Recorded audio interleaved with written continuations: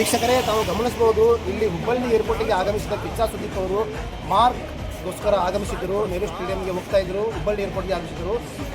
ಲಕ್ಷಾಂತರ ಅಭಿಮಾನಿಗಳು ಹೊಂದಿದ್ದಾರೆ. ಅದಕ್ಕಷ್ಟೇ ಅಲ್ಲ, ಬಂದಷ್ಟು ಸ್ವಲ್ಪ ಅಭಿಮಾನಿಗಳು, ಕೇವಲ 100 ಅಭಿಮಾನಿಗಳು ಅಷ್ಟೇ ಇದ್ದರು ಏರ್ಪೋರ್ಟ್ ಹೊರಗಡೆ.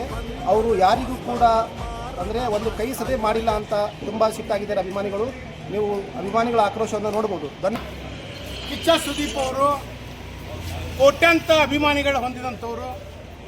ಇಲ್ಲಿ ಏರ್ಪೋರ್ಟ್ದಲ್ಲಿ ಸಾವಿರಾರು ಸಂಖ್ಯೆಯಲ್ಲಿ ಪಾಪ ಆಟೋ ರಿಕ್ಷಾ ಓಡಿಸೋ, ಕೂಲಿ ಕೆಲಸ ಮಾಡೋ, ಹಮಾಲಿ ಕೆಲಸ ಮಾಡೋ ಅವರ ಅಭಿಮಾನ ಪ್ರೀತಿಯಿಂದ ಕನ್ನಡ ಶಾಲೆಗಳು ಮಾಲೆ ಮತ್ತು ಹೂಗುಚ್ಛಗಳು ತಂದಿದ್ರು.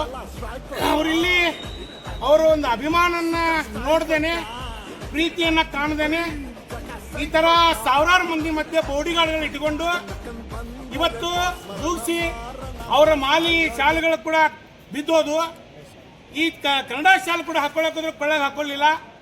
ಇವತ್ತು 6.5 ಕೋಟಿ 7 ಕೋಟಿ ಕನ್ನಡಿಗರ ಅಭಿಮಾನಿಗಳ ಬಂದಿದ್ದಂಥವ್ರು ನಮಗೆ ಸುದೀಪ್ ಅವರು. ಆದರೆ ಈ ಥರ ಅಭಿಮಾನಿಗಳನ್ನು ನಿರಾಶೆ ಮಾಡಿದರೆ ಮುಂದುವರುವಂಥ ದಿನದಲ್ಲಿ ನಿಮ್ಮ ಅಭಿಮಾನಿಗಳೇ ನಿಮಗೆ ಮುಳ್ಳಾಗ್ಬೋದು ಅಂತ ಅನಿಸುತ್ತೆ. ಯಾಕಂದರೆ ನಿಮ್ಮ ಮೇಲೆ ಇರುವಂಥ ಪ್ರೀತಿಗೆ ನಾವು ಬಂದಿದ್ದೇವೆ. ಇವತ್ತು ನಮ್ಮನ್ನೇ ದುರಂಕಾರದಿಂದ ದೂಗಿಸಿ ನಿಮ್ಮ ಜನ ಹೋಗಿದಾರ.